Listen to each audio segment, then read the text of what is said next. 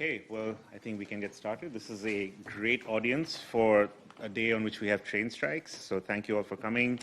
My name is Rohan Mukherjee. I teach in the IR department, and I'm also Deputy Director at LSE Ideas. And it is my great pleasure to welcome Professor T.V. Paul here to talk about his book, which is The Unfinished Quest. The UK edition is out in June, is that? Something like that, yeah, in June. You've all hopefully received one of the flyers for the book, as well as a feedback form, which Dave tells me you must fill out. Maybe you should do it after the event or while the event's going on rather than before. But please do fill it out because it helps us stay on our toes. So what I'll do is I'll just start with an introduction of Professor T.V. Paul, and then he'll talk about his book for about 30 to 40 minutes, and then we'll have a Q&A, and hopefully all of you will ask lots of great questions. And we'll take it from there. So Professor T.V. Paul, he is the James McGill Professor of International Relations in the Department of Political Science at McGill University. He specializes in international relations theory, security, regional security of South Asia. He has authored or edited 21 books and nearly 85 journal articles or book chapters, which really brings up the average in the room. And he's also a fellow of the Royal Society of Canada, and is a leader of the Global Research Network on Peaceful Change, which he formed as well, and has a number of books, one of them being the Oxford Handbook of Peaceful Change in IR. He was also, very importantly, the 56th elected president of the International Studies Association, which is a massive achievement in an institution that has historically been very Western. To have a non-white president is a huge deal, and I want to emphasize that as a junior person, that for us was a moment where we all were kind of inspired to see someone like TV become president of ISA. And he's also been very encouraging of junior scholars who work on South Asia across the board, not just India, but Pakistan and other countries as well. And for that reason, I think it's particularly special to have him here at LSE to talk about his latest book, which is, I'm sure, there's still many more to come. There will be the 50th book at some point. But for now, we'll talk about The Unfinished Quest, India's search for major power status from Nehru to Modi. Please. Thanks.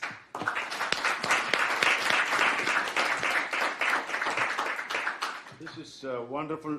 Can you hear me?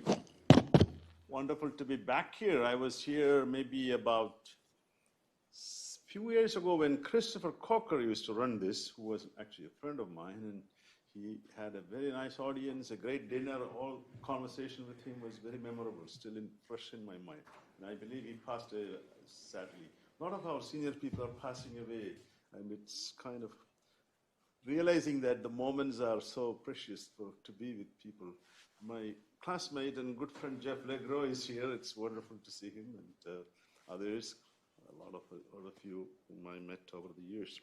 Now, this book is actually, Rohan is quite modest in saying that he is also part of this new gang of people working on status in international politics, which I did edited book with Deborah Larson and Bill Wolford, and that caught up a lot. A lot of young people are working on it.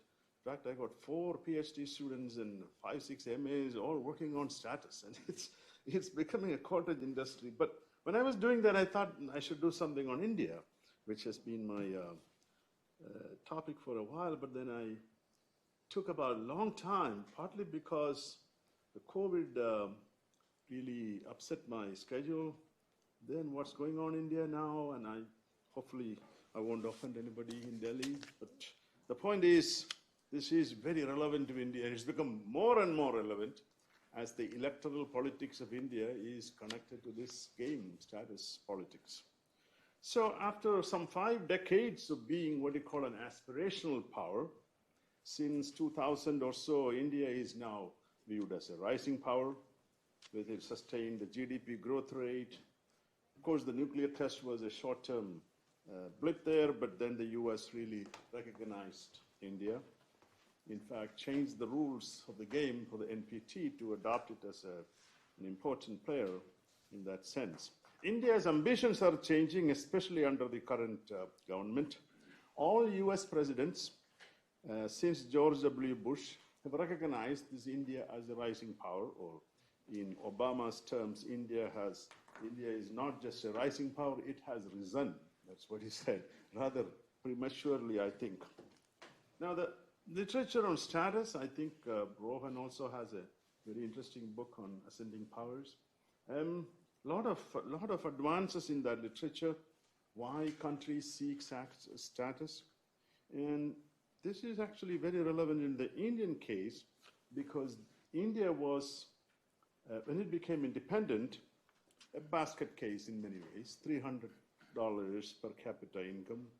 But the Indian elite had this historical belief that they're destined to play a bigger role in international politics. And that was always Nehru's idea. And that it would be a return of India from the colonial world that it emerged. So the Nehruvian idea was, of course, a pluralistic India, of course, playing its soft power powerfully. But of course, the religious rights idea today is playing up its Hindu identity. Now, we can debate these subjects later. At status, what is status? It's a sociological concept, and it is very much out there. So we use this definition in our edited collection, talking about status as collective beliefs about a country's ranking in terms of valued attributes. So collective beliefs about a country's ranking in terms of valued attributes. And that places it within a strata in an institutionalized hierarchical order. Hierarchy is assumed in any status arrangements. But status, like beauty, is in the eye of the beholder. It's what others perceive of you that you have status or not. Beauty, of course, can go either way, but the point is, it is somebody else's idea that you have status. The book talks a little bit about what does power means, comprehensive power, what does a great power means, and I try to tackle the problem. Great power is a dated concept probably, and using Jack Levy's definition, is a great power capable of hurting, depriving, and providing security to others. Susan Strange, who used to be in this world, talks about a state with the highest capacity with goods and in terms of goods and services, dissemination of knowledge. So she's looking at capacity in a technology or a knowledge base. But Baldev Raj Nayar, one of my senior colleague who also passed away some years ago, who and I wrote, me as a junior person, wrote this book about India in the world order, which was, I would think, Rohan and others studied in various colleges.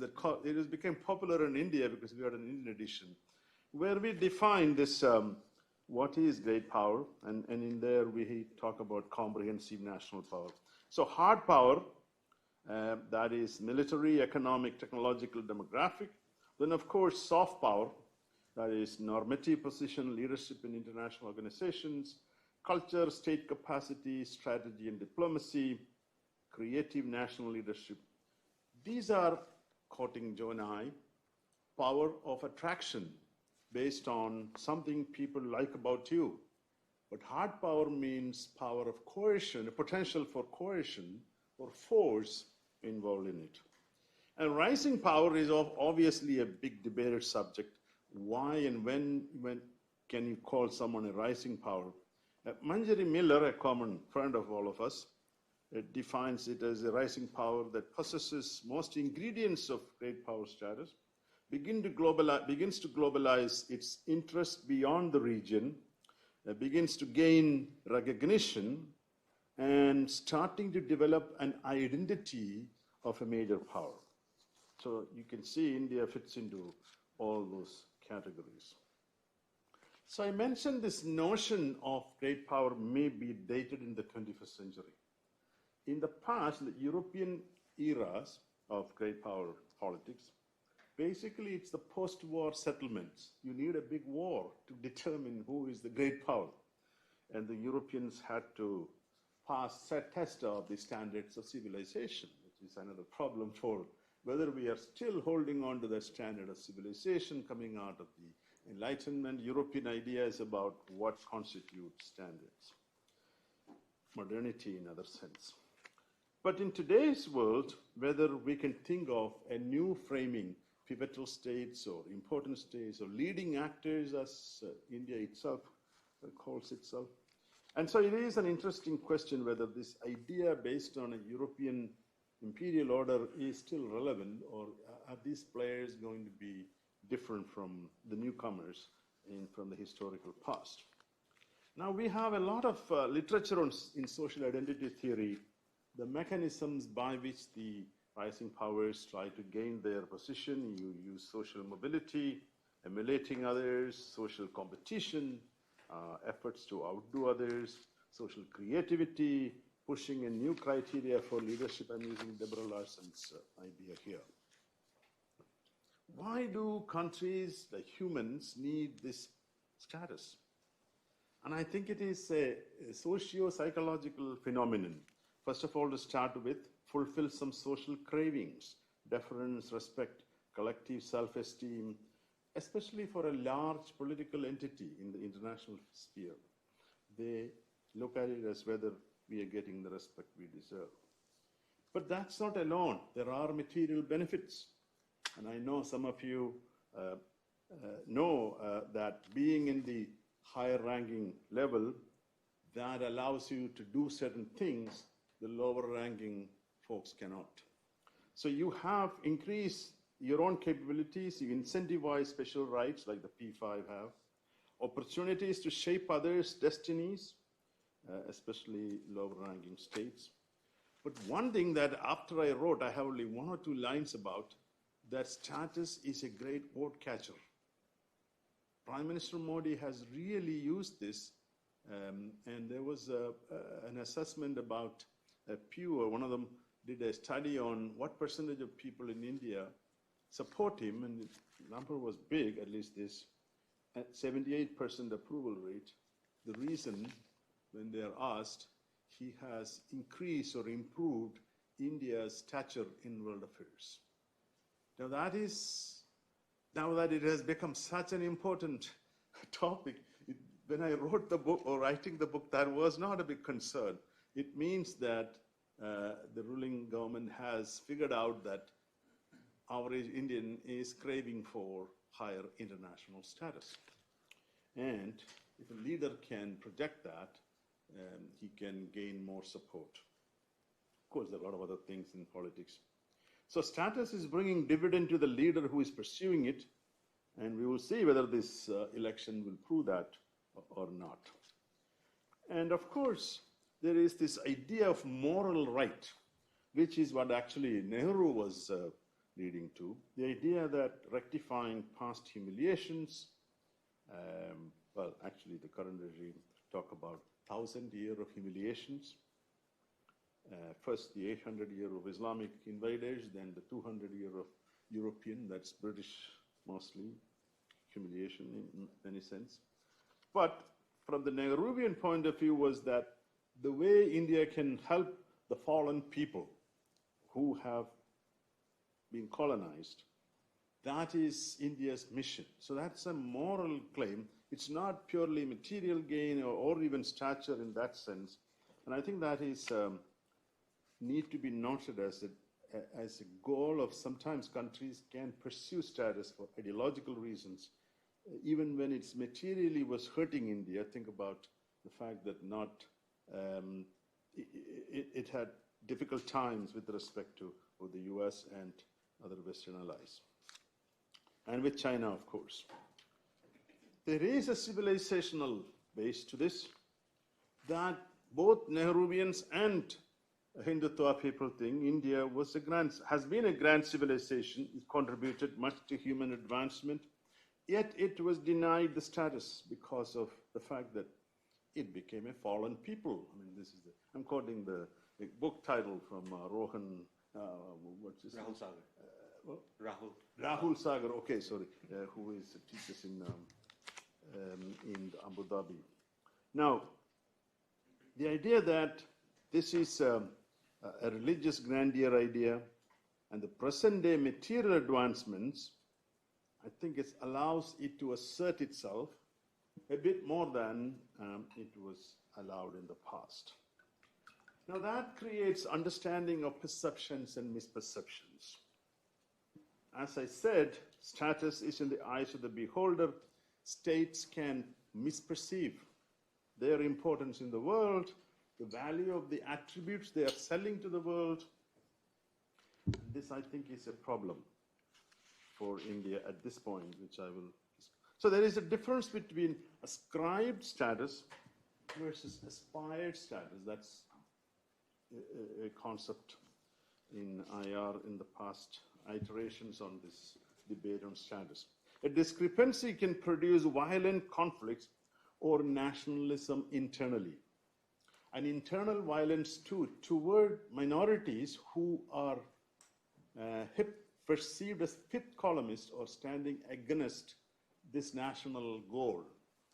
And you have witnessed that in Germany, you witnessed in anywhere there is a minority that is not part of the majority idea. So China, of course, has the Uyghur problem, Tibetan problem, whatnot. But China is lucky that it doesn't have that big minority problem as India has. Now, power transition theories in international politics talk about big conflicts happening. 12 out of 16 power transition conflict, according to Graham Allison's recent book, since 1500. War was the outcome. In other words, this competition is not purely peaceful. Most largely, it ends up in conflict. And I think the more I look at it, the IR theory, I know some of you are IR theorists sitting here, of realism, and Mearsheimer included, always talk about power competition. They rarely talk about status competition. Status is the big elephant here for great powers, which I will come back in a minute.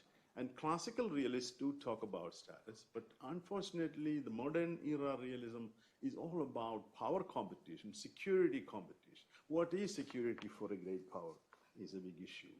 As capabilities increase, a state can expect higher status. That's the established understanding. But established powers rarely accommodate a rising power. And a state can lose the status and then become so disgruntled, as happening to Russia today, that it is the status loss, especially if it feels that others who made a commitment did not follow through.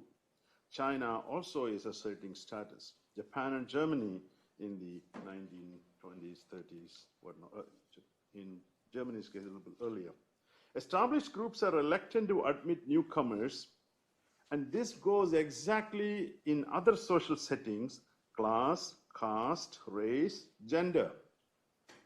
This is a club good. You don't want more people in it, those who are enjoying the benefits of the club good. And so there is a lot of editing going on in international politics. In textbooks of countries, dominant groups tend to edit out the history, culture, and importance of the one they don't want to be part of their group. And you can get this big problem in internal politics too. Dominant castes sometimes ignore the contributions of the lower caste. Class, that's definitely the same way. And all you have to look at is the history textbooks, the entire world around, including Western countries, India, increasingly Pakistan. They want to avoid talking about the others who they think are contestants. So, when does change happen? And what are the catalysts for status change, accommodations? Of course, external, internal shocks, leadership change, etc., are very important here. But the number one thing in international politics, or so-called peaceful accommodation, has been the value as a balancing partner for the established power or powers. China was the one rare case of partial accommodation in the 1970s, was its importance as a balancing force. Whether the UK-US accommodation in late 19th and early 20th centuries, balancing was partly consideration, but there is probably a lot more than that. But those are the rare cases of peaceful accommodations. Rarely countries get accommodated. Now let me come to India, which is talking about its hard power, its soft power a little bit.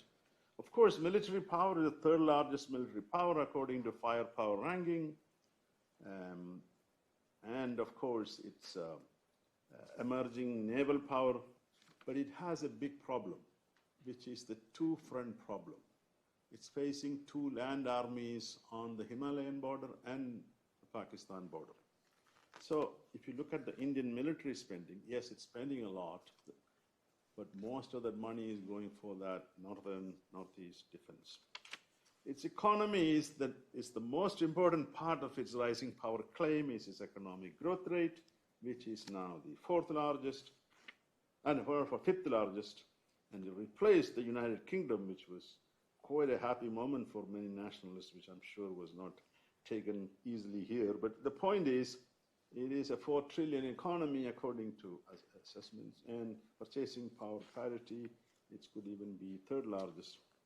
But the problem is, I'm going to talk about some of that very soon, about this challenge of the low human development. By 2050, it could be the second largest economy if its growth rate continues, if there is no nuclear war, if there's no catastrophic climate change issues or domestic conflicts. So many possibilities. It is definitely technologically leading in two areas where actually the book has something for people to read about. Why did the US and India become estranged? Why did Canada become estranged with India? This was a status competition over nuclear acquisition. And this is something I have discussed, quite an important segment of it. It was not purely out of just because India is seeking reactors, but nuclear weapons are perceived as a status weapon, and India missed the boat, which I will come to in a few minutes. So India's opposition to the NPT, CTBT, were all number one topmost country opposed was India. Why? And that we will discuss in a minute. It is making huge investments in space, as you can see, making some achievements, and the landing on South Pole of the moon was a precision better than the Japanese, and the Russians all had trouble. The Japanese craft tilted. It was the Indian craft the second time, dropped exactly like a precision machine. So its economists, I think, had a very nice description of that. Landing was a big deal. Anyway, so space is one area, but it is a status thing to have this space. It is only now producing some revenues for India because they do send out launch a lot of satellites for other countries. Demographic dividend is one thing that India talks about. I mean, among the technology, of course, I go into IT, pharma, AI, digital, etc. The 15 to 25-year-old, that's 35% of the population. And this is no other country has this much young people. Of course, that's where the SDI problem, the educational system, the big part of my argument is that until you fix that, you're not going to get the status you deserve. People in Delhi probably know that, but they don't want to hear this, which is people won't recognize you until you have a large segment of the people coming out of poverty, not just that, and contribute to the national development. That would mean you have to devote considerable more on mass education, healthcare, and infrastructure. Infrastructure they are doing, but the other two, I argue, they are not doing enough. And then, of course, we can talk about the power of attraction, the soft power. And the power of attraction is both a strength and a weakness. And here, I think the BJP government is using some aspects of this civilizational argument for increasing status. But there is a big gap between expectation versus reality. The reason is the Nehruvian India was inclusive, but the current idea of exclusive nationalism is who are the takers beyond a segment of the population for this understanding of civilization. So, Gandhi's success, and we'll talk about Gandhi's success, was he pulled out the peaceful aspects of Hinduism, Buddhism, amalgamated with Ruskin, Tolstoy, Christianity, whatnot, whatever he could, and then brilliantly applied it. Of course, there are some problems in his personal life, but that's a part. The point is that that aspect was emphasized, and that's why he got appeal even in the West. The British liberals who were willing to support him because of that appeal. And now the problem is, if you go for an exclusive idea of Hinduism, who are the takers, other than a segment of the diaspora and the Indian middle class? So this is a challenge because the competing world order ideas coming out of liberal order with all its blemishes, violent past, racism, etc., still offers inclusivity, idea of inclusiveness. The communist idea also is inclusive in its own way. Then we talk about what is the alternative you're proposing for world order or for internal order. Some rethinking is needed to, if you want to use religious nationalism or civilizational, maybe some more rethinking. In fact, I'm saying all this as actually I'm favor of India becoming an important player in world politics. Those who don't read me as if I'm anti-Indian. I just want to see an India that is respected and valuing its civilizational attributes that are inclusive. Right.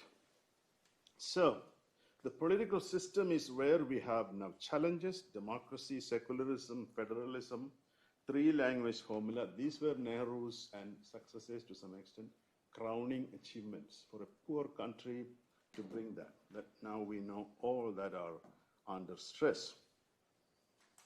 So why do we need soft power? The soft power legitimizes your status in international politics. You cannot achieve higher status, especially in a globalized world order today, with pure hard power or coercive power, or simply saying my economy is the third largest or whatever. You need to be respected for your soft power too. And so where India has done well to some extent is in strategy and diplomacy, the movement, I go into from non-alignment to multi-alignment, and the aim is strategic autonomy. Talk a little bit about the diaspora as a source of strength and weakness in this area. The diaspora is a mixture, as you know, the largest diaspora in the world, I believe. Yet there are elements there that believe that somehow this in-your-face religious nationalism will bring more status to India. A lot to do with that, their own feeling of humiliation. Our civilization was never respected by anybody. We lost to the West, despite being 3,000 years, and to Islamic conquest, which is, by the way, more important than the Western conquest. And so the diaspora contains many highly skilled, technically oriented people who somehow believe that an illiberal order in India is fine, although they are living in, especially in Western liberal societies, enjoying all the fruits of liberal order. So there is a big inconsistency in their belief system, which they are willing to bring the same inequalities or discriminatory orders back home, which they would hate if Western countries, America, Britain, or any of the countries where the large majority tends to be. Even Persian Gulf countries, where the Muslim countries, where Indians obviously constitute big working force. So it's there is a mismatch between what you aspire for your own place. I'm not talking about all diaspora, but there are quite a few who are, which we encounter. You won't believe the kind of conversation at dinner parties we invited to sometimes. You end up saying, you don't understand. Very highly talented technical people went to IITs and engineering colleges and whatnot, but they are not trained in liberal arts. The last course they took was in high school. So it's very difficult for them to understand that international politics is a violent game. You've got to be careful what you're saying. It doesn't happen just like that. Nobody's going to love you because you have the third largest economy. It's not enough. It could be a factor, though. So internal status challenge is big problem for India. It is probably in human history, the most unequal rising power. Now, I don't have a lot of data to prove this, but because of the size of the inequality that we're talking about, and it has partly because two structural conditions that are different from other countries. One is caste system. Caste is something you're born with, impossible to change one's attributes. And that is why its certain segment is still not coming up. Of course, there is quite a few are able to make it, but a large segment of the Dalits and the Adivasis or the lowest class still struggling. And I worry that if the counter Muslim policies continue like this, we may be including that large number, that's 14%, 200 million out of that. Some are, of course, middle class, into that group. And what does that do to your internal development? So pre-existing structural issues, caste, gender inequalities, and the problems are not addressing this adequately. In 2022, we had 119 billionaires who held 40% of the wealth. The bottom 50%, 2.8% of the wealth. Top 10%, 57% of the wealth. And it is trickling down very, very slowly. And the wealth is causing this problem is the huge youth unemployment who are not technically skilled or skill sets are not there. And India is yet to become a manufacturing power. That means it doesn't have jobs for most of these people. Then, of course, the bureaucratic and political class, well-entrenched status ideas, sometimes sit over files for various reasons. So the idea of inclusive development is still missing. And absent of a developmental state like the East Asian countries, even after this 3 decades of economic growth, the attention is not there. There is a lot of attention on big ticket items, airports to highways to things like that. The rural world is still struggling, especially in the northern sector.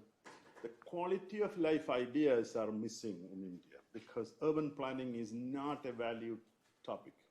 In fact, I talk about there's one urban planner for many of these big cities. One urban planner. And this discipline is not taught in many places, which is mind-boggling. The city I live in, Beaconsfield it's called, we have 3 of them. This is a tiny part of Montreal suburb, but 3 or 4 of them, and they're coming. I mean, they do make a lot of mess sometimes in the winter, but that's a different story. The point I'm saying is that how can you beautify a country without these urban planners? And most of the newly developed cities, including Delhi and all, hardly any trees are planted. Maybe Rohan can correct me. You have places in the suburbs of Delhi. Do they plant any trees? This is one thing the British did. By the way, you guys did a few things there, which I tell you. One of the parks, superb parks all over India. Ooty to Mysore, Trivandrum, where I come from, Kerala, which has got a nice little, the Maharaja was helped by the British. But the point is that you guys were planting trees, whereas the modern Indian is not planting enough. That's what I'm saying. I'm not saying that they are not. Anyway. So low in Human Development Index, HDI ranking in 2020 was 132 out of 191, below Bangladesh, Sri Lanka, any state in the region, except Pakistan, I believe, and Afghanistan. Combined educational spending today is 4% of the GDP, but you need 6 to 8%, as the East Asian state showed, for developing a high-quality educational system. For a long time, it was 2% of GDP. And 1% went to all the higher education, IITs, IIMs, all these places. 1% for all the rest of India's education. This mind boggles me. This is a problem not just for the BJP, but for the Congress fellows who did this for all this time. Except a few states like Kerala, where the communists, where I come from, 36% of state wealth go to education, which shows up in we don't have jobs there, but at least almost 100% literacy, and there's a lot of other benefits, as you know, literacy does. So public health right now is 2.9% of the GDP, not enough for, that, and this is very important. Of course, the soft power, the whole growing intolerance, I talk about it. And I think the democratic backslide is going to hurt India in a big way. The alternative system will not bring soft power because, like I said, there are very few takers of this idea because it doesn't offer a world order concept other than rhetoric and slogans that can be implemented. Because in the 21st century, you have to be inclusive to have any resonance for the rest of the world. Well, right now, the Gulf countries and all are happy in some sense because they're buying oil. Is that enough? So, big worry is whether this generates domestic conflicts. And then, of course, the closing of India for opinion makers in both humanities and liberal arts. There's nothing much. Exchanges are impossible today. Sciences, yes. What does that do to civilizational state? Because the civilization has to be debated, accepted. The Indian virtue, as Amartya Sen calls it, the argumentative Indian. We talk like nonsense, and we need to be taught. We need to talk. Without that, India is not India. You know, this is going to be a challenge because you cannot engage, or you want to be engaged. And it is important that if the idea has a resonance, it has to be engaged and debated, because why are you afraid of it? Let us debate and say, if it has a value, let's debate and win this, as Shankaracharya did in the 7th century. India was a Buddhist country, by the way. You guys probably know the history. The entire India was Buddhist. Entire Afghanistan, Pakistan was Buddhist. This one man from my state, Shankara, came and debated the Buddhists and changed them into Hinduism back. He was a Vedanta guy, a very powerful orator. And of course, there was some violence after that, which I won't go into at this point. So, now what are the international constraints? A latecomer problem. The great power system does not like latecomers. It's like crashing into their hierarchical order. This is exactly what, China managed to get up to a point, but India is not. Twice, it lost or missed the bus. The first was in San Francisco in 1945, which, by the way, quite a bit of blame goes to the British, who I have a theory, because I haven't done the archival work yet. I think the Quit India movement pissed off the British hierarchy, because this is right when Britain is bombed by the Hitler. And here Gandhi and all are in jail fighting for Indian independence. But whatever it is, it was a moment that was lost, 1945. There was no reason why India shouldn't have been in the Security Council. The largest contingent of British army fighting British army was Indian army. And they are the first one to win the war against Japan in the Burma theater. People forget all that. But for some reason, the Indian nationalists were not pushing hard also, which is a big puzzle to me. So there's a lot of archival work is needed. Why Nehru was in jail, yes, but why didn't he push hard a little bit more? Later on, I think he says that, yeah, we will get there one day, you know. He was also offered the China position in the 1960s. He gave it up, saying that we don't want to hurt China. It actually deserves it. In fact, in 1945, China and India were almost the same. Per capita income was the same. Of course, China was not completely colonized, but I think that's the thing. So the great power system was a European system, and the system was not easy to change. That missed the boat. So the assumption that somehow we'll get there when your capabilities increase is not going to happen, because we need another world war to change the international institution of prominence. We had a discussion before. We were talking about what will happen to these institutions of the day. If actually, you didn't check about it, the rising power is not accommodated. They're the ones who break the institutions, by the way. Japan and Germany broke League of Nations, and Italy too. The NPT, 1968, was a status freezer. It's one of the rare treaties that classifies two categories of states, the nuclear weapon states and the non-nuclear weapon states. India did not test the bomb before 1967, the cutoff point, January 1st. So you are not a member of the nuclear club now. India hated that treaty, by the way. It was from the beginning for a nuclear proliferation treaty. It was active in Geneva. But when the treaty came, by the way, Britain, US, and Russia all colluded in this game, putting India in the category. Who was the largest opponent of the NPT system? India, along with Brazil, Argentina, a few others.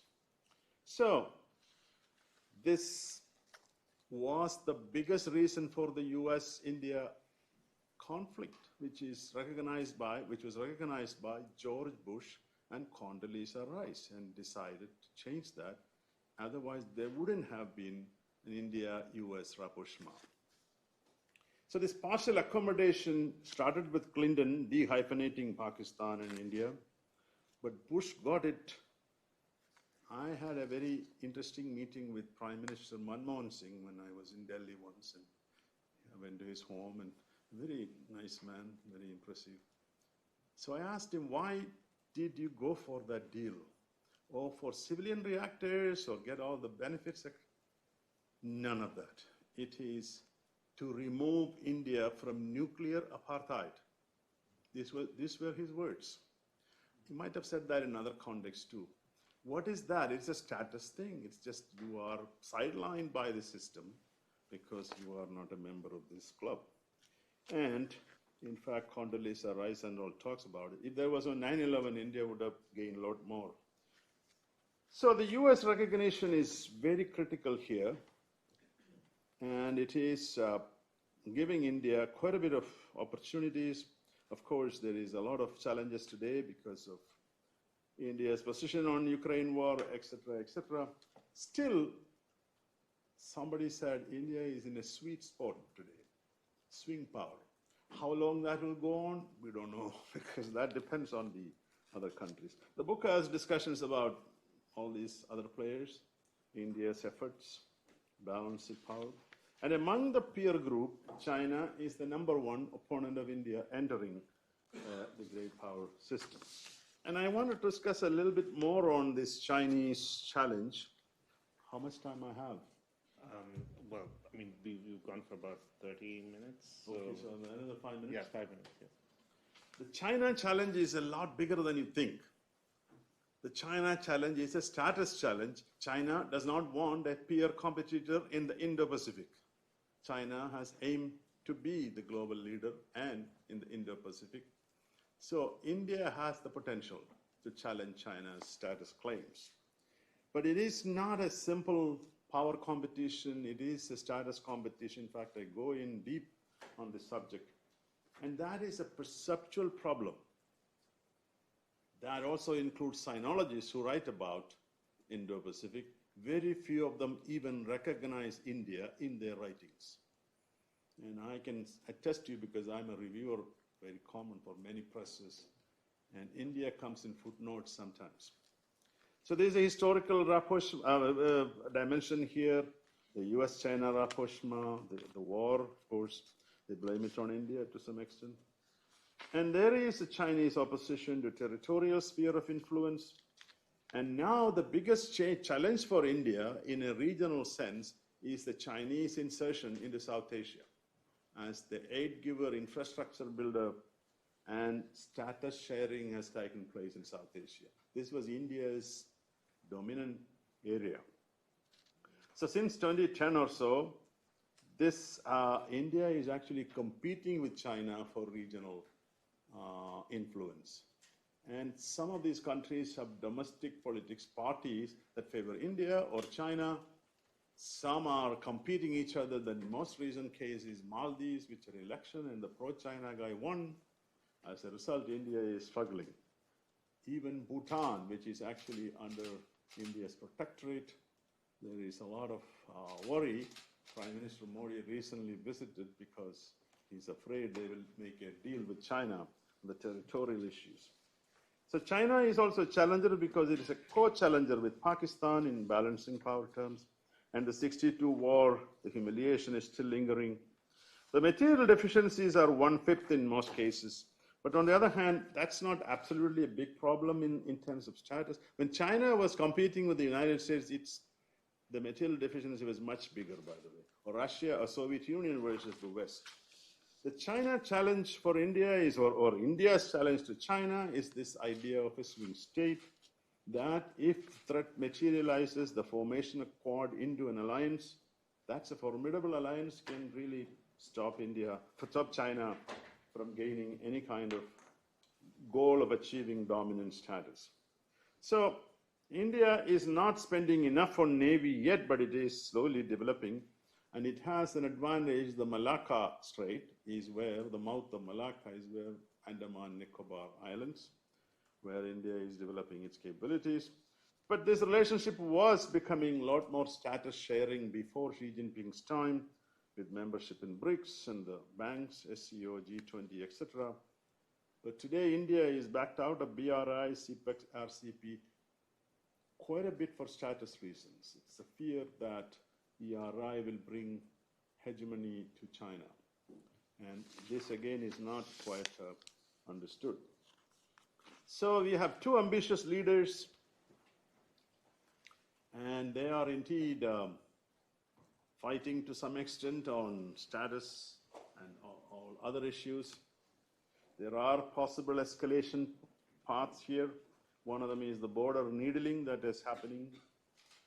So far, it's controlled escalation and managed rivalry.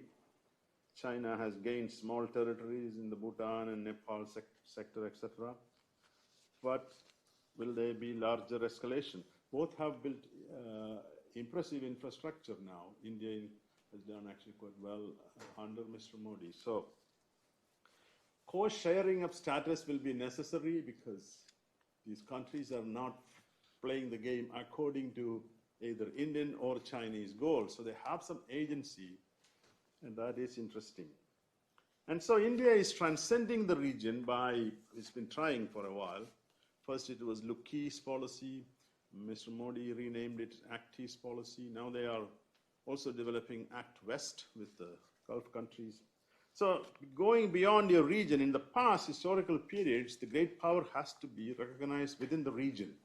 So that concept is now out of the wind because today's world is globalized. You really don't need much your own as long as it doesn't pull you down. It doesn't bring you back to the region with conflicts.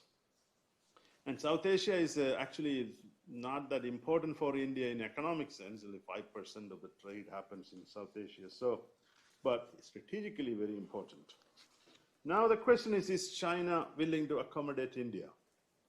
A lot of people think never, because China has no interest unless it's part of an alliance of some sort, which is very unlikely.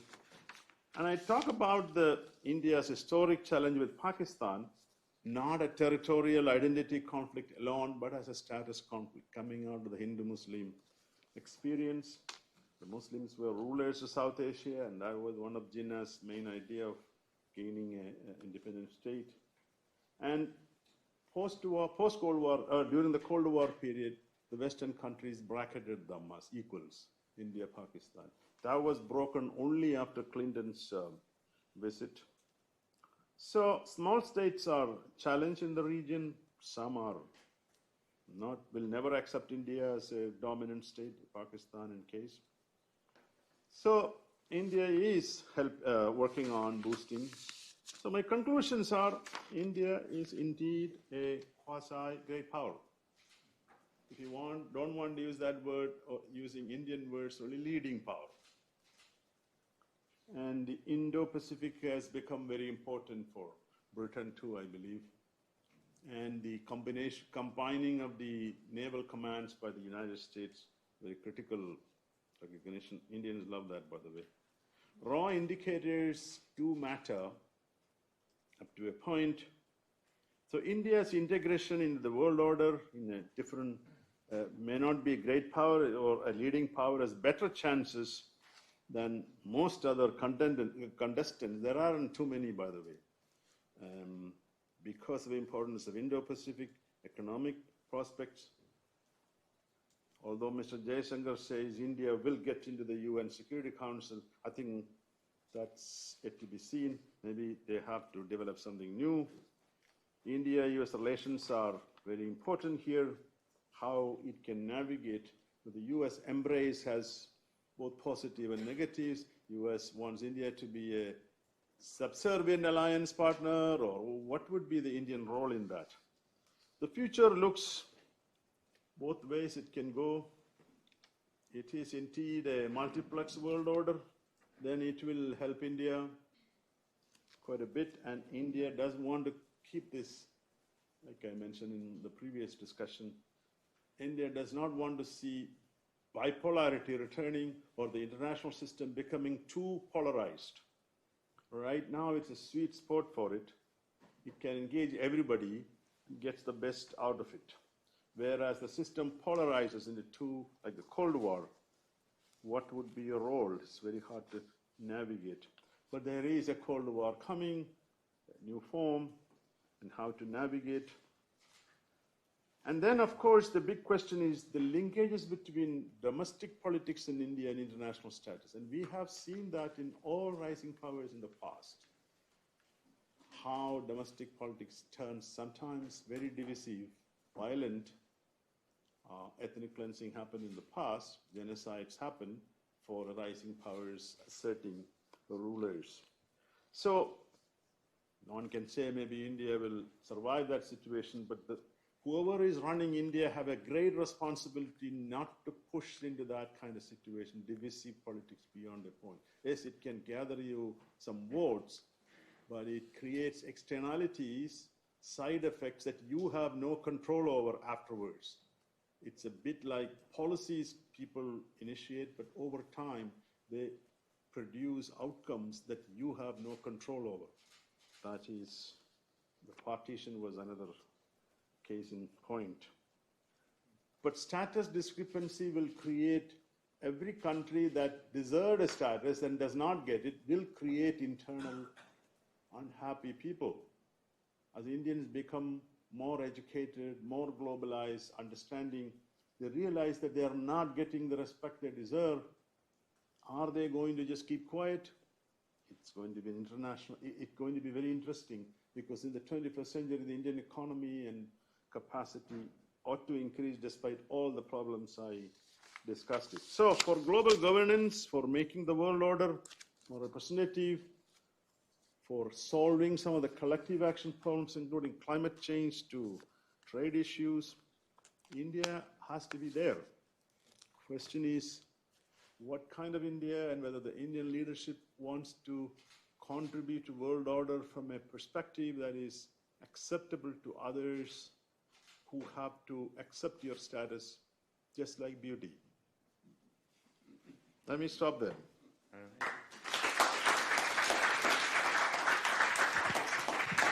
Thank you very much, TV. While people are formulating their questions, I'm going to just ask you one so that, while you settle down, have some water and so on. I'll come and sit there. Yeah, sure. So it's very interesting you said that sort of status as a vote getter, right? This idea that it's a domestic political issue. It's not, doesn't seem to be the case. Here, I poured you a glass of water. It doesn't seem to be the case in established powers, right? In the US, you have Jake Sullivan talking about a foreign policy for the middle class. Those issues are over distribution, over immigration, over, is the economy stupid, right? We know that from the 90s, like Bill Clinton's sort of election campaign and so on.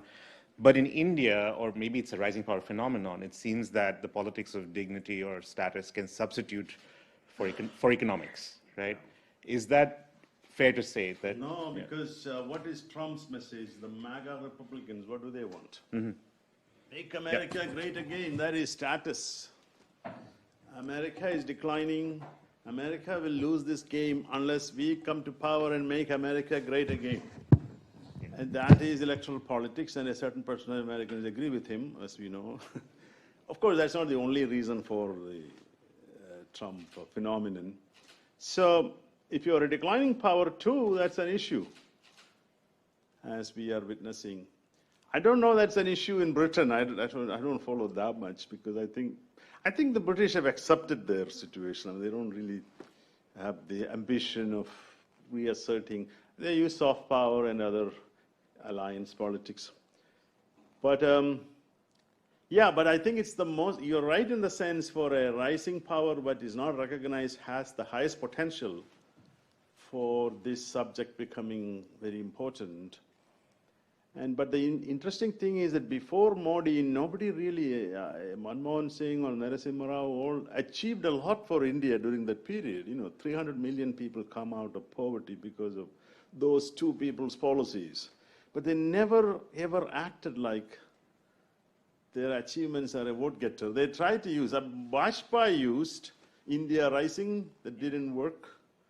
But at that time, there were other things happening. But combined with the Hindu nationalism in particular, this can be so it's how you mobilize your nationalism, how you mobilize electorate, and the leader. Modi has a lot of qualities that you have to acknowledge, that he's a good speaker, a native, and good crafty policies, and supported by a bunch of people in social media. So people really think that this status will increase only with him in charge. Others cannot offer, Rahul Gandhi included, cannot, because he doesn't have that charisma of a rising powers leader. But on the other hand, you cannot play it too much as Vajpayee's team did. People don't really believe he's rising yet, so. But it depends how you propagandize, and I think it is a big factor in Indian politics today. Great. More than it used to be. I'm going to open it up for questions. I should just tell you that this event is being recorded and it may be posted on, I think it will be, Aaron, posted on the internet later. Yes. So for those of who you want to know what the discussion rules are, that's the rule. Please introduce yourself when you speak so that we all know who you are. And I think, yeah, those are the only two things I have to say. So please raise your hand if you have a question and we can take questions. Okay, Sanya, go ahead. Soumya. Is that okay? Yes, absolutely. Yes. Thank you, Professor, for your presentation. My name is Sanya. I work at LSE Ideas. And my question came from this very interesting comment you made about the diaspora and how they're willing to accept any liberal world order while benefiting from liberal societies that they live in. And I see that dissonance existing at the state level in India as well, where what we see most recently with India's agenda setting as president of the G20 was increasingly posturing itself as some champion of the global south and adopting and sort of decolonizing the international space, while also we know what is happening internally and it's becoming increasingly violently exclusive. So my question is, do you see other states in the global south buying into this, and how do you see that playing out? The one conversation I had with a South African who, some setting, he said, you are trying to bring back apartheid and we don't like it at all. We don't think it's something you should do. And my reading of the Maldives situation, maybe you would differ. I think Turkey is playing a big role in encouraging Maldives to get India out of Maldives. And Turkey's leader is very anti-India today because of this problem. So, but on the other hand, the Gulf countries, the regimes have been embracing India for trade reasons. I mean, they've been embracing Israel too, by the way. So it's not like just India. But the fact is that majority of them, not all of them, that there is commercial calculations there. That's also my worry, which developing country will find it attractive model. Nehru's India, or democratic India, had the four elements I mentioned, was an attraction. It's an exceptional case of a very poor country pursuing democratic, successful or not, that's another issue. So a lot of work is cut out for people who, today's elite, just saying words like Vishwaguru, that's a universal teacher, or all this, not enough. Those are rhetorical, and who are the takers? Unfortunately, this is a challenge because even Nepal, which is a majority Hindu state, I don't know whether they accept this notion. So the incongruence between domestic politics and international politics, India has been doing quite well. I must say that the current regime has done quite well for the look east, look west, Japan, all these building up on the previous regimes, but even G20 to some extent. But the problem with G20, by the way, is an annual conference, and the next year it will be in Brazil, and unless they follow through some of those pious declarations, will it have any impact? Because before it was Indonesia. But the electoral advantage, as we know, every corner of India was the billboard showing G20 and G20, Modi, and Lotus. I was a journalist in India in my previous life, long time back with PTI as a young scholar, a journalist. And I used to be in the foreign service, foreign desk.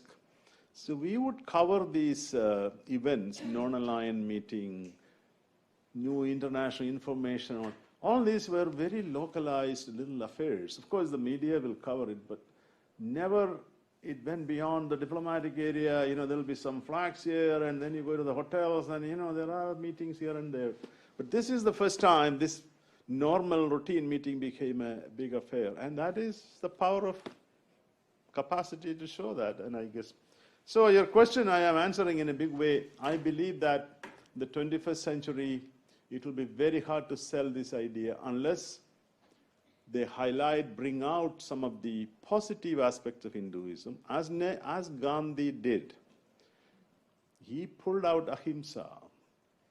That is a big catchy thing, fighting the most powerful empire with this thing, which he is successfully selling it to the public. And I don't know whether that will happen, but clearly the notion that material power brings you status, because the economy is growing, everybody's coming to sell your goods here, they're going to come to the investment. All that can take you up to a point, but for a world order based on inclusivity and democratic governance, the incongruence will continue unless rectified by the intellectuals of the ruling class, ruling elite today. Great, thank you. This question there, Alexander. Thanks very much for a fascinating talk, Alexander Evans, at School of Public Policy at LSE. I just wondered if you could perhaps reflect on the question of time and status. If we cast our eyes back to the 1990s, India's aspirant great power status meant that status mattered more materially, perhaps, than India as a risen power. So looking forward, would you think that status might matter less over time to India in future? Or will the persistent and sometimes unhelpful comparison with China mean that status is always a factor in Indian politics and prestige? I think India is not an island. It's very much part of the Indo-Pacific today, and it's going to get worse for India because there's no accommodation. Its material power will increase. And why would India be so different from other examples in human history? When material power increased, you desire more status. That's my argument. I would think that India is no exception. And it has got political elite that talks explicitly on status, okay? This is a big difference. You read the BJP manifesto, all the manifestos, India's stature, India wanting to be a G20, a membership in the Security Council. So the timeline has shrunk because now India sees possibilities. Your growth rate is the fastest among the greatest states. You have a lot of things happening, infrastructure, everything. And so I don't think it will slow down. It has got to get more. And it could, by the way, vote catcher for whoever comes after Modi or even for himself, claiming that the world doesn't recognize us, elect us, we will push hard to get there. So it's a lot of dimensions that have changed since the 1990s, partly because of the growth rate, partly because of the domestic politics changes. And Hindutva as an ideology or philosophy has a lot of status attached to it. It is the notion of humiliation that they feel, that they need to assert. And it's not just these leaders, there are middle class. I have a lot of friends in Kerala and other places, and who have slowly getting close. They were Congress party members once upon a time.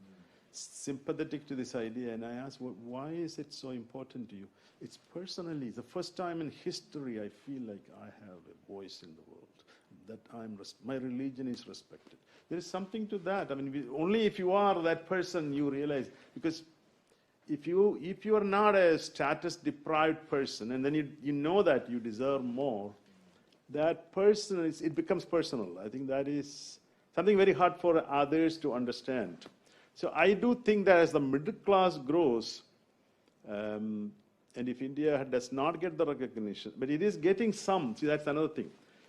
The timeline you mentioned, it has gotten into G20, it got into SCO, BRICS, it created its own banks, institutional recognition has happened. And the American presidents are constantly saying, you are an important power, which Indians love to hear, by the way. I mean, we all love to hear. And indeed, I have conversations in the US, and earlier the big problem for American diplomacy was Indian leaders felt slighted in United States.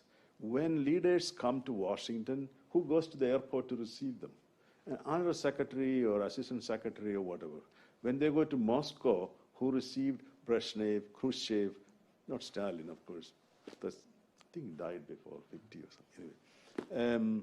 These guys make it a celebration.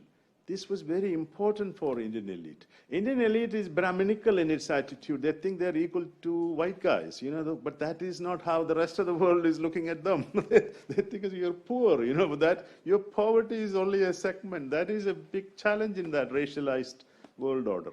But I think it was not simple racism. It was the idea that India was not with us, therefore why do you have to treat him as important? And that affected their thinking. And in fact, there is a book, where is she sitting? Somewhere here, the book about these Indian diplomats, how they look at, she's gone? Oh, you're sitting there. What's the title of the book? Can you tell? Cosmopolitan elites, Indian diplomats, and the social hierarchies of global. Right. So that, by the way, I think it's relevant to many other post-colonial states. Leaders, elite does have a view different. But in Indian case, it is a lot more powerful because caste system and the people who emerged out of the wanted respect didn't get it in many places. Anyway, I don't want to go too much into it. It's a challenging topic. But it is changing, and you can see a continuum developing. Great. Just to finish that point, that is Dr. Kira Huyu, who is a fellow in the IR department. Her book also is out with Oxford just recently, so please buy it and read it. It's excellent. Okay. Yes, please, go ahead. Hi there. Thank you for such an interesting and engaging talk. I'm Amrita. I am from India, as you can see. I've been living in the UK for a long time, and I can identify with a lot of things that you said. Just based on your experience and research, and quite relevant to what you just said as well about secularism and the Hindu identity, what is the risk, do you think, in the real world of India actually losing that secular status and becoming an official Hindu nation? And if that happens, how is that going to impact India's status on the global stage? Yeah, so this happened in Pakistan. Pakistan became an Islamic state. And you know what happened to the tiny Hindu minority and Christian minority there. Many of them left, and those left are doing very menial situation there. So that history is not good. I mean, I know some Pakistanis will find it offensive, but unfortunately it has really hurt Pakistan's status. Pakistan had also a high possibility, it's going to be 400 million people, but perceptions of the world changed partly because of the treatment of or internal issues like that. Nepal has identified, but most interesting case is Sri Lanka, which was actually on a very nice path before this introduction of racialized order. Serimao Bandaranaike's period, it is actually, Colombo is even today, one of the nicest cities in South Asia to visit. And clean most of the time, educational standards all went up. But suddenly this electoral politics of the Bandaranaike came and they imposed these restrictions on Tamils, which produced this enormous unnecessary civil war for how many years, and is still suffering from that. So the region is not telling you policy of disenfranchisement. But this is a bigger problem. This is 14% of the population. And its pockets are, in fact, quite strong. And if you don't somehow include them as in the development, your inequality problem will widen, and a highly disenchanted large minority is not going to help India.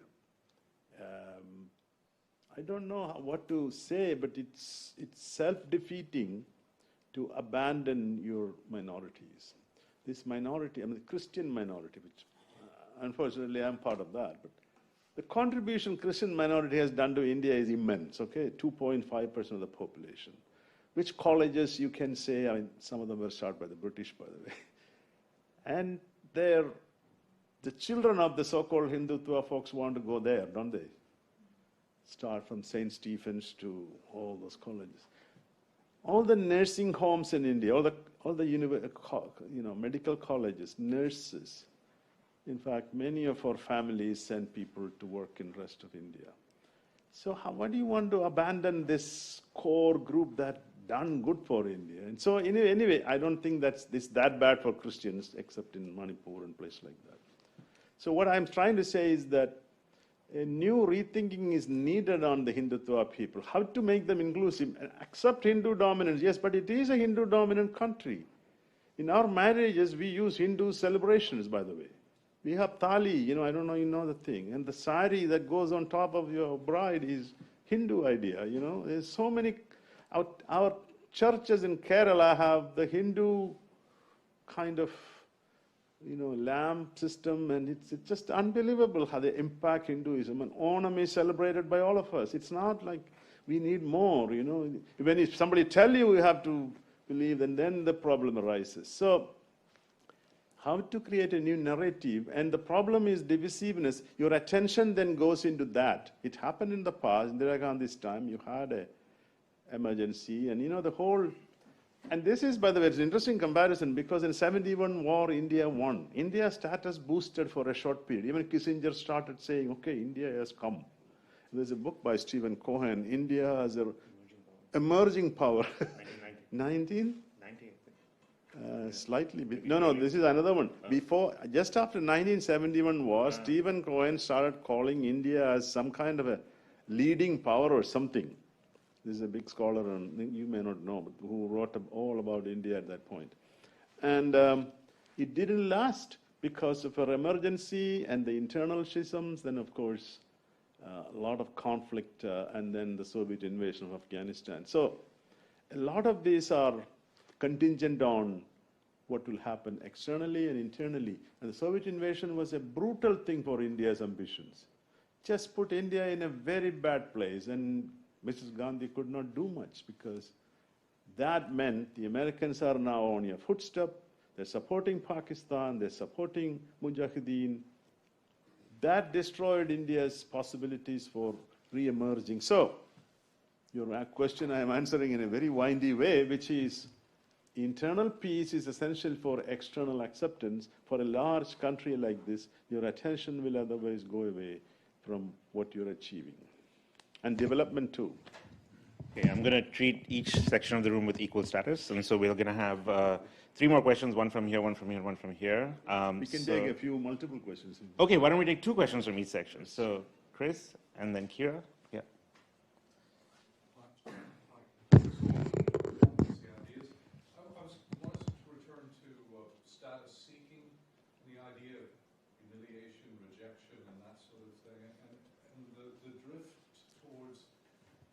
Seeking that status from the established order, but rather to push for a parallel order, where one finds that status amongst another set of perhaps like-minded. Obviously thinking about things like BRICS, but not necessarily that. I'm just curious how you reflect and think about this. Good. And Kira? Thank you. I'm a little bit parallel to that. I'm trying to write everything on status, and it seems to me that in all of these conversations, the assumption is that status striving is always towards great power status. But it seems to me that what's so fascinating about Indian diplomacy and foreign policy is that it's not always necessarily clear that that's the kind of status that India wants to strive for, right? So one of the more baffling things to Western audiences is that India insists at the WTO that it's a developing country. It insists as a strategy for its rise on a sort of theory of differentiation. It does not want to be seen as an incumbent insider. A lot of its status is premised on an outsider status of a kind, even when it's at the UN Security Council, when it has a non-permanent seat. A lot of the comments are about how it is outside that order, championing sort of as a sort of global subaltern. And so I was wondering, to what extent do you think that there is something about the ambivalence of India's status games where it isn't only signaling that its status should be read as a great power, whether there's something in there also to be taken into account when we think about where India diverges from a lot of the sort of more westernized research on status. Yeah, so this applies to China too, by the way. China sometimes calls it as developing country. And it used to say a lot more before. It was taken out of Japanese aid, and that's even before that it was complaining about its status. So that's also a good tactics, because there are so many issue areas where it is still a developing country and it wants to have a veto power, veto player, as happened in the Glasgow meetings or all the climate meetings or trade meetings. And that veto power is giving it some temporary status, if you want to call it. I think Indian elite realized that the world needs India to agree on these common collective issues, and it is very important for them to have that say. So ambivalence in Nehru's time onwards, you see that there is also a realization that it's still a poor country in large segment. Its per capita income is what? It's lower than Bangladesh today, so it's not there yet. So I think there is a recognition among the elite themselves, but they don't want to abandon this search, a higher goal. And that led to the question that Chris mentioned about the creation of alternate orders. Somehow that's not going to supplement the UN Security Council. When there is a Palestinian crisis, where do they go? They go to the Security Council. And even if it's ineffective, there is a General Assembly that's making resolutions, but it's somehow it's a Security Council. And increasingly, Mr. Jaishankar is using this, we are going to get into the Security Council word, which was never before. Now they're so confident that you better bring us in order for cooperation on many issue areas. So I think the goal is create, supplement, or make deals with others like China or others. BRICS is useful. Yesterday there was a discussion about how to come up with a currency that perhaps will remove some of the dollar's dominant status. So wherever it is good for this kind of a collective action, India is there, but it is also trying to become gain membership in the established important institutions of the world. So, but it has come a long way with those alternate systems. You think about perception-wise, BRICS got a lot of attention. Of course, now it's problematic. But the point is, it did serve a lot of value in a status game.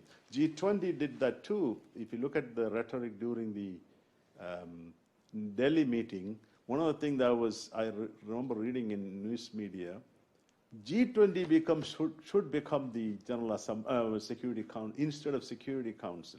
Some people are writing about that possibility. So I think, despite all that, the world order is still 1945 set up.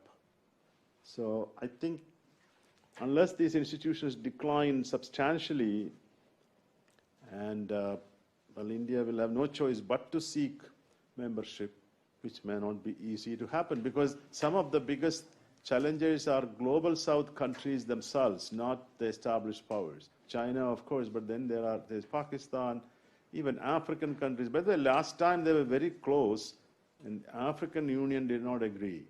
In fact, if India had any diplomatic skill, that should have been where India could have put the money in. To change the Security Council formation. So I think both parallel trends will continue, but I don't think it will be very easy to say, let's ignore Security Council and go to these other mechanisms, which themselves are problems because there's an internal intra-BRICS conflict. China, India, only on some issues they agree, there's that problem. Then the border tension. So there's a lot of challenges. By the way, G20 was, Xi Jinping didn't show up, so did Vladimir Putin didn't show up. So Xi Jinping that was a status slide to India. I'm not coming. Maybe he had other reasons, but clearly.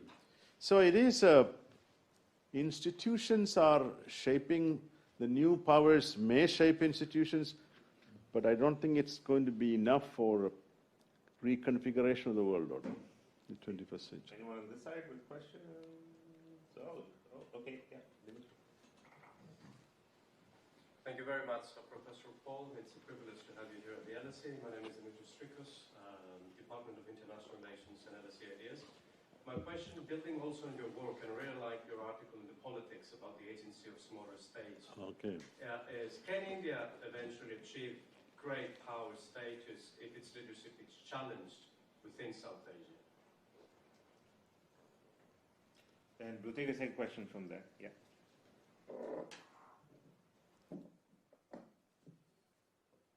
I'm not sure I need it. Thank you very much for your talk. I really enjoyed it. My name is Patrick Courtney. I'm in charge of global activities at the Royal College of Radiologists, just over the square. I was going to ask, and I think you sort of addressed it, was this idea of, I really hate this phrase, but what does success look like in terms of, the goal in terms of status, and maybe it is, to have parity with the great powers, but the great powers have to sort of allow you that sort of status, and they're never going to do that. So it was that idea, which I think you just answered in the last question, was around that scorecard for India. What's the most important thing? Is it membership of the Security Council, perhaps? This is not actually an India problem alone. Yeah. It is a problem. I guess my secondary question was around a lot of what you said tonight sounds like isolationism. And I know we're moving more towards that in certain areas, and maybe that's okay. Maybe that's, you can get your higher status by being a very strong power, if that's GDP, or if it is hard power. And maybe soft power is not maybe as important in this new reframing of the global order, where it is about sort of isolationism, maybe. So are there dissenting voices in India and around the world that are accusing India of more isolationism? Because a lot of what you said, it does seem to be going more towards that. In Modi's head, his scorecard seems to be about make India great for the first time. We don't necessarily have a precedent for that, other than it's righting the wrongs of the past. But right. aligning with the great powers, perhaps. Okay, so there's a lot of questions there. I will try to answer as much. Status and money and alcohol, there is no end to it. Do you? I mean, maybe when you are young, I don't know how many beer you had, but right now I can't because I'm old, so I can't. But people get it, you need more. And when you get it more, you want more recognition. Look at China. Xi Jinping is first time. Before that, it was peaceful rise. We just want to be recognized by everybody. But now, by 2049, we would replace the United States as the leading. They don't use those many words. By the way, I think we misread a lot of Xi Jinping's speeches, which is probably meant for the domestic audience. But the implication is that the largest economy of the world, the largest technology producer, the largest solar producer, GPS system, outer space, Navy, you better treat us as the dominant state of the world. At that point in time, if there is still challenge and if there is still hope for expansion, they will seek it. British Empire, by the way, now that I have to teach you British Empire history, why did Palestine become so important for the protection of the British Empire? Protection of India against, I don't know, the whole idea of the Tsar's Russia coming in. There was no end to this expansion until, of course, challenged by others. So that, I think, is the problem with status. It cannot end because then your interests widen. You become more and more.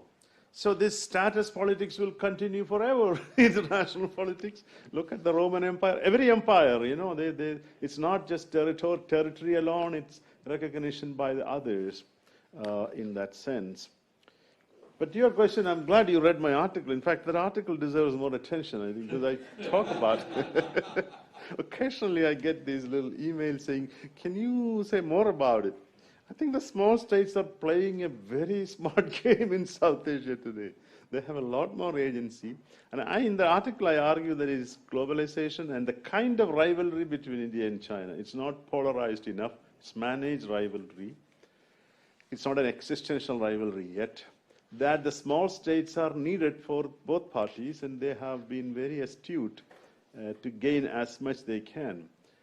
But that may have an end point, because if the rivalry becomes solidified, it becomes a very divisive line, then you may have a challenge how to go there.